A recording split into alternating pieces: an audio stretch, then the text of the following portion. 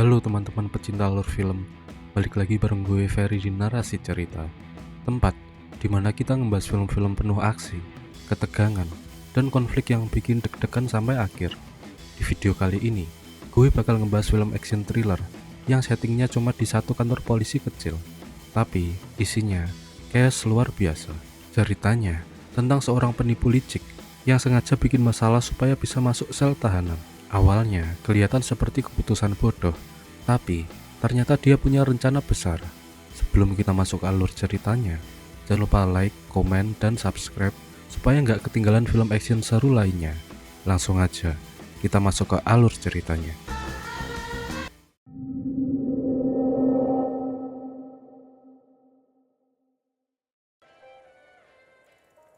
Di awal film, kita akan diperkenalkan dengan seorang polisi pemula yang cerdas yang bernama Valerie, dan juga seorang sersan yang bernama Dwayne Maisel.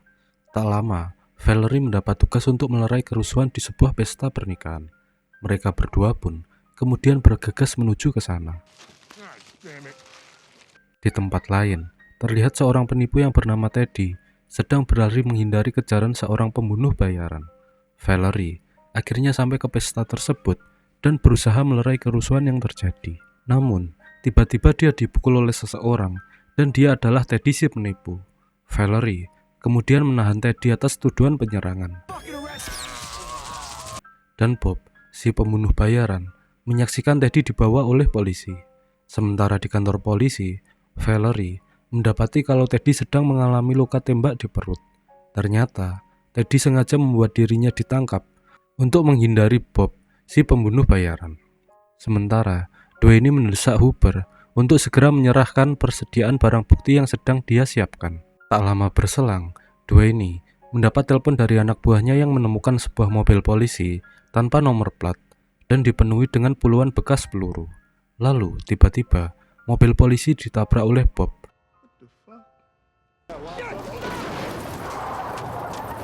Bob sengaja melakukan itu dengan berpura-pura mengemudi dalam keadaan mabuk, agar dia juga ikut ditahan di kantor polisi yang sama untuk membunuh Teddy. Dan ternyata, trik tersebut berhasil. Bob akhirnya dibawa ke kantor polisi itu. Kembali ke Teddy, luka tembaknya diobati oleh Valerie. Valerie mencoba mengurai informasi dari Teddy kenapa dia ditembak. Namun, Teddy tetap bungkam. Kemudian, Dwayne datang dan menanyakan tentang mobil tanpa plat kepada Teddy. Teddy tidak mengakui atau membantahnya dan malah meminta izin untuk menelpon seseorang. Teddy menelpon mantan istrinya, Lauren, namun tidak diangkat. Dan Teddy terlihat kaget menyaksikan sebuah berita di TV tentang seorang jaksa yang ditemukan tewas secara brutal. Valerie kemudian menyuruh Teddy menutup teleponnya. Teddy lalu dimasukkan ke dalam sel yang terpisah dari napi lain. Hal itu diharuskan sebab Teddy ditahan karena mabuk. Sementara, Bob telah tiba di kantor polisi dan kotak insulin miliknya disita. Bob dimasukkan ke ruangan yang terpisah dari Teddy yang bersebelahan tepat di ruangannya. Namun, ada seorang lagi napi di ruangan Bob yang tak sadarkan diri karena mabuk berat. Setelah menyadari kalau napi di sebelahnya adalah Bob, Teddy kemudian berteriak memanggil sipir, berniat untuk mengadu kalau Bob adalah seorang pembunuh. Namun, setelah mantan istri dan anaknya diancam oleh Bob, Teddy kemudian membatalkan niatnya. Dan sipir pun telah tiba. Teddy beralasan kalau dia berteriak meminta makanan. Setelah sipir itu pergi, Teddy bertanya kepada Bob apa yang dia inginkan. Bob mengatakan kalau Teddy tahu apa yang mereka inginkan. Tapi Teddy dengan yakin mengatakan kalau Bob tidak bisa melakukan apa-apa terhadap dirinya, karena mereka berdua terkunci di sel yang terpisah. Dan sepertinya Bob tahu apa yang harus ia lakukan untuk bisa membunuh Teddy. Kembali ke Dwayne, dia terus menagih petugas Hooper tentang persediaan barang bukti. Sementara Hooper terlihat ketakutan karena terus diancam oleh seorang suruhan dari John Totino agar segera menyerahkan barang bukti tersebut. Hooper kemudian masuk ke ruangan dan mengambil barang bukti yang dimaksud, dan hampir saja dia dipergoki oleh Barnes, teman dekatnya. Sementara Valerie mencoba mencari tahu tentang latar belakang Teddy Moreto, dan dia menemukan keanehan Teddy sudah 22 kali ditangkap, namun tidak pernah didakwa. Setelah itu, dia bermain pistol roulette dengan petugas pena, dan tanpa sadar, Valerie memegang pistol tanpa peluru.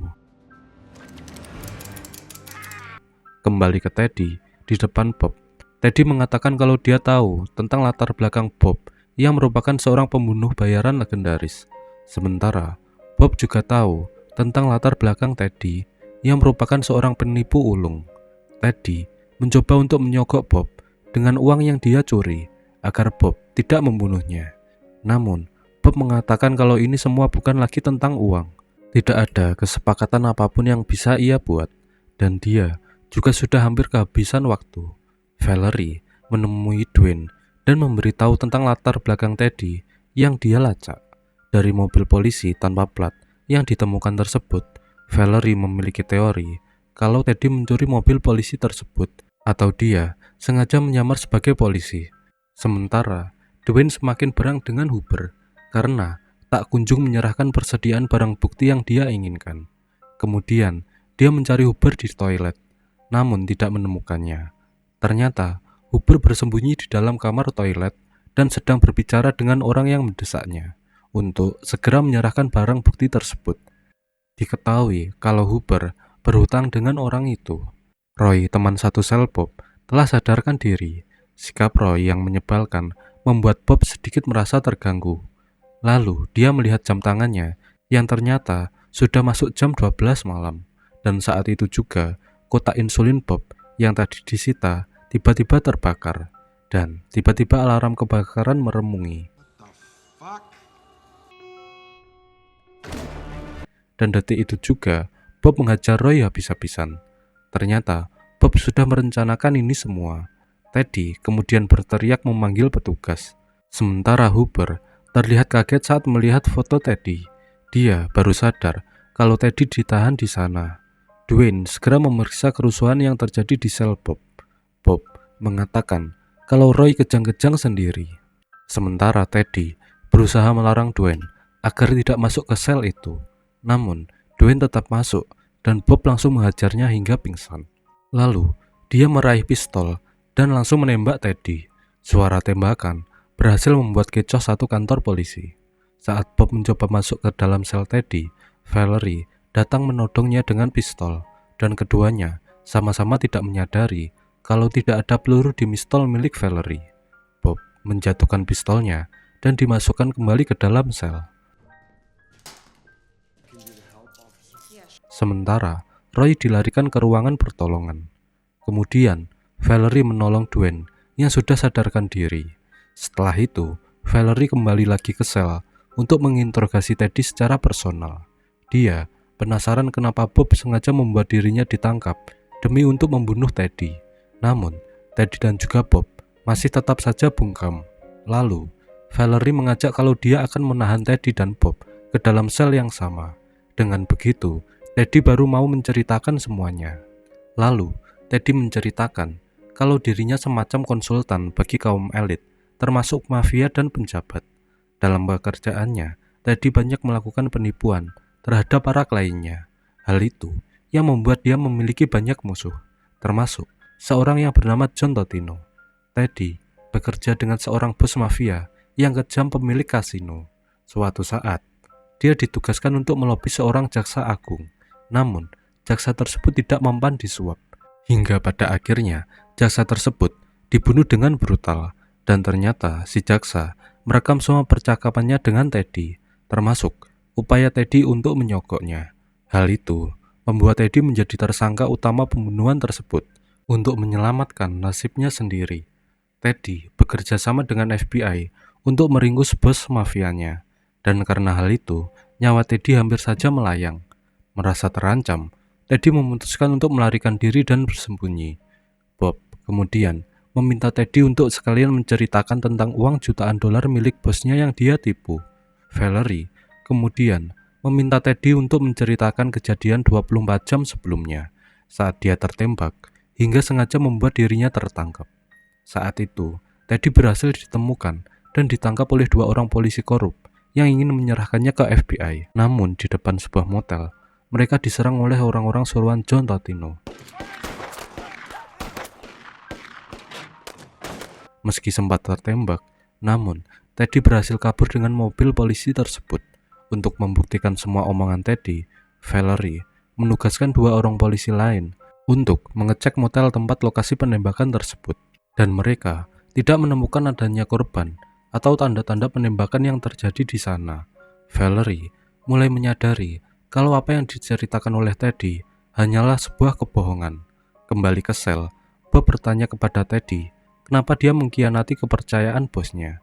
Padahal semua kebutuhannya mereka penuhi. Teddy mengatakan kalau Bob yang hanya seorang pembunuh hanya memiliki tugas yang sederhana, tidak seperti dirinya yang setiap hari harus bertarung antara hidup dan mati. Valerie menghubungi detektif kepolisian Pegas yang bernama Sarah untuk mencari tahu informasi lengkap tentang Teddy. Sarah mengatakan kalau dia tidak begitu familiar tentang nama Teddy, tapi yang jelas dia bukanlah orang yang baik dan sebaiknya Teddy dipindahkan ke penjara pusat. Sarah juga mengatakan kalau mantan istri dan anak Teddy ditemukan tewas mengambang di sebuah danau. Dan ternyata Sarah adalah seorang detektif yang bekerja untuk John Totino, bos mafia lain yang menginginkan barang bukti dari Hooper dan juga ingin membunuh Teddy. Dan Sarah lah yang sudah membersihkan mayat polisi-polisi korup di depan motel tersebut. Sarah kemudian melapor kepada bosnya tentang Teddy yang ditahan di kantor polisi. Valerie kemudian menyembunyikan kematian mantan istri dan anak Teddy darinya. Kemudian Teddy meminta izin untuk mengecek ponselnya, tetapi Valerie menolak.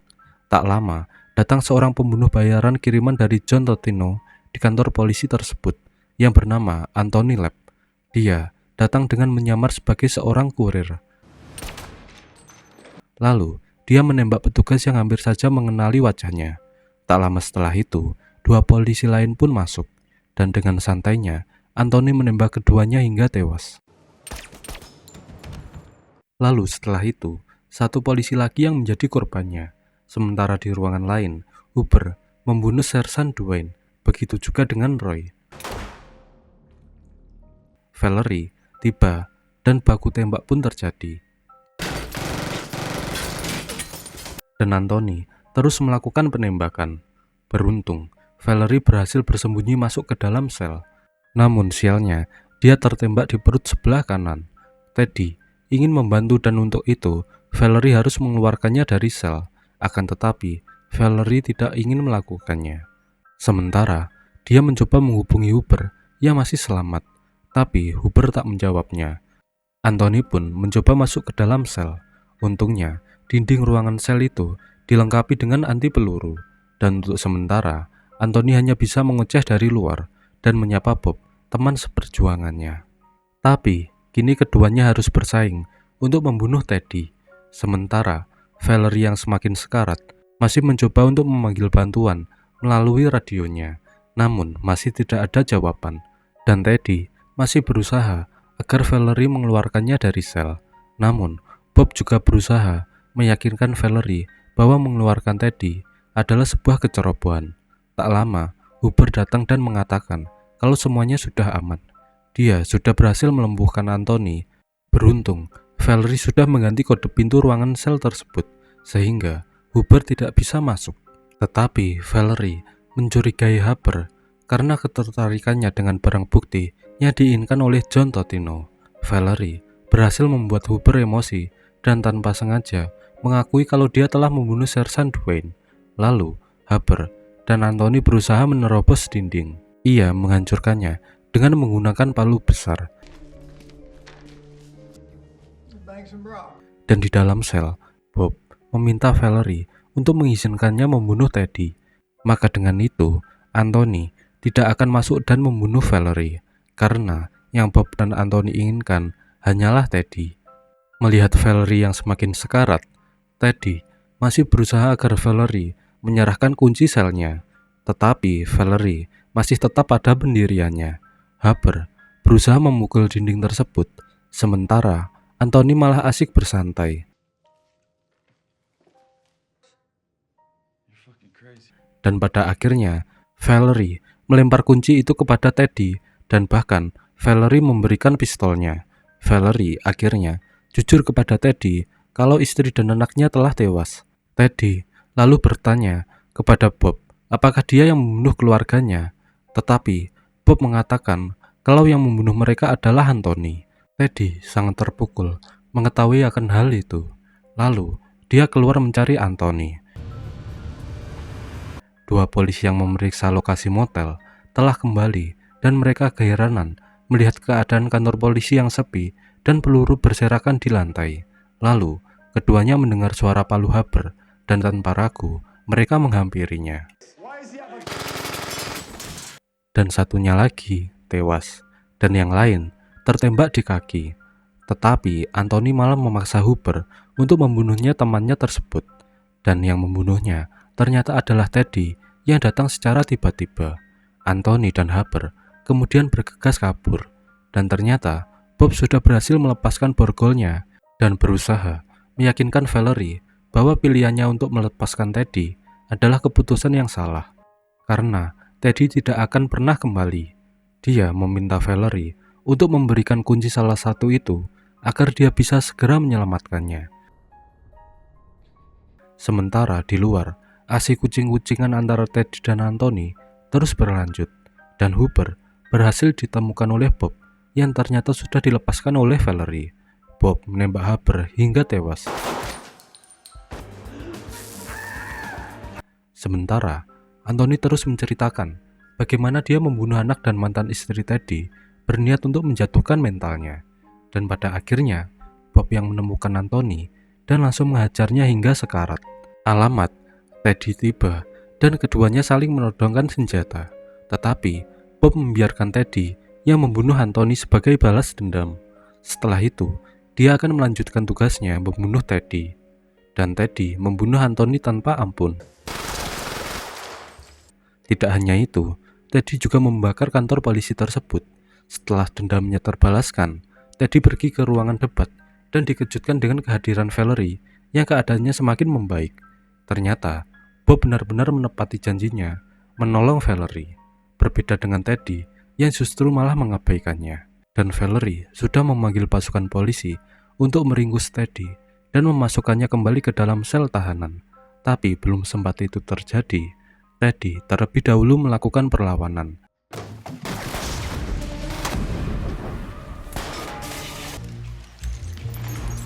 Baku tembak pun terjadi.